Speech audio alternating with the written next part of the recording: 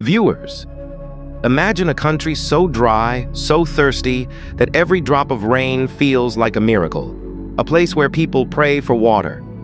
And yet, the president of this very country makes a shocking decision. He orders that millions of gallons of precious water be buried underground. Yes, buried. Now the question is, why would a struggling, drought-hit nation deliberately hide its water? Is this madness? Is it a plan to waste water? Or is this the revolutionary step that has stunned the world's top scientists? Today we uncover the breathtaking reality of Ibrahim Traoré's water revolution in Burkina Faso. Stay with me, because what you are about to discover may change the way you look at water forever. Burkina Faso is a landlocked country in West Africa. Look at its map, and you'll see a nation covered in deserts, rocky plains, and dry farmlands. Rain here is rare, a blessing that comes only a few times a year. Experts say the country gets an average of just 700 to 800 millimeters of rainfall annually, and in some regions, even less. Now think about it. No rain for months. Fields dry up. Livestock suffer. Cities run out of drinking water. Life becomes unbearable, and when summer arrives, the heat is merciless. Temperatures rise to 45, even 50 degrees Celsius. Any water stored on the surface simply evaporates within hours. So even if you collect water, you can't keep it safe. This is the deadly trap of Burkina Faso. And this is the challenge Ibrahim Traoré set out to defeat. Traoré realized something simple, yet profound. If water cannot survive on the surface, then it must be hidden underground. Only then will it be safe from the burning sun. Only then will it survive for future generations. Scientists warned, if Burkina Faso continues to rely only on rainfall, the country will face complete drought. Within years, crops would vanish, cities would collapse, and millions would be forced to flee. This is when Traoré made a historic announcement. He declared that Burkina Faso's water problem would not be solved for a few years, but for centuries. And that water had to be buried underground, stored in nature's safest vault, beneath the earth itself. He called it not just a project, but a war for survival. A war for the nation's very existence. To bring this vision to life, Traoré turned to engineers, local and international. Together, they designed a bold new water strategy. The first step, build dams. For centuries, rainfall in Burkina Faso was wasted. It either soaked into dry sand or rushed away in floods. Now, not anymore. Under Traoré's leadership, dozens of small and large dams were built across the nation.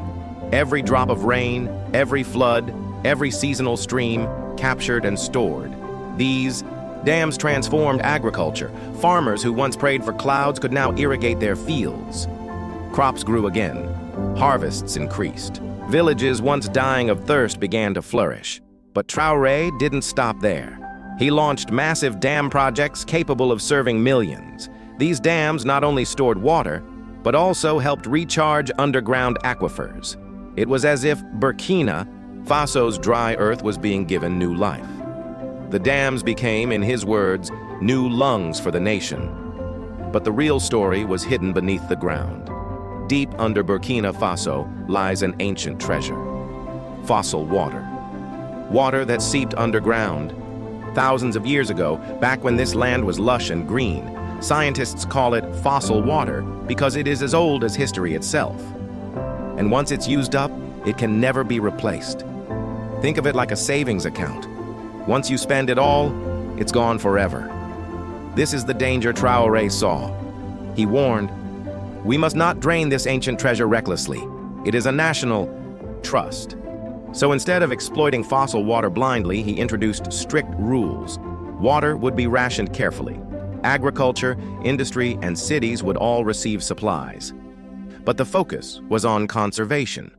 This balance, he declared, was the only way to save the nation from future disaster.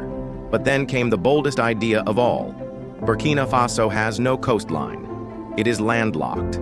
But its neighbors, like Guinea and Ivory, coast. Traoré stunned the world by announcing, if my nation has no sea, We will bring the sea to us. The plan?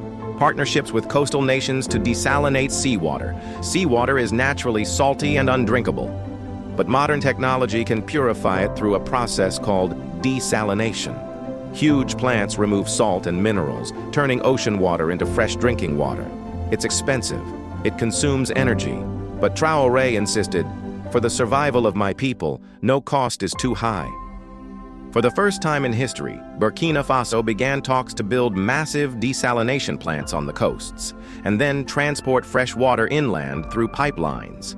A landlocked desert nation daring to drink from the sea. The world watched in disbelief. But perhaps the most astonishing project of all was the creation of an underground river.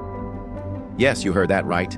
Traore ordered that desalinated water from the sea should not be left exposed to heat and evaporation.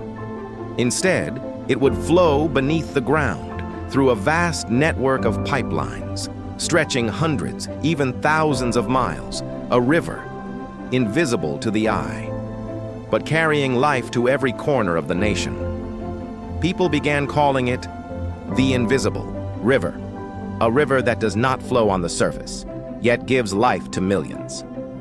Viewers, think about this for a moment. A country with no sea is daring to drink from the ocean. A land of deserts is building invisible rivers underground. A nation once begging for aid is now creating one of the boldest water revolutions the world has ever seen. All because one leader, Ibrahim Traoré, refused to accept drought as destiny. But here's the suspenseful question. Will this gamble work? Will these invisible rivers and buried reservoirs truly save Burkina Faso? Or will the costs, the challenges, and the risks prove too great? Only time will tell. What do you think, viewers? Is Traoré leading his nation to a miracle or into a dangerous experiment? Share your thoughts in the comments. And if this story amazed you, don't forget to like, share, and subscribe, because the water revolution of Burkina Faso has just begun. And trust me, the world will be watching.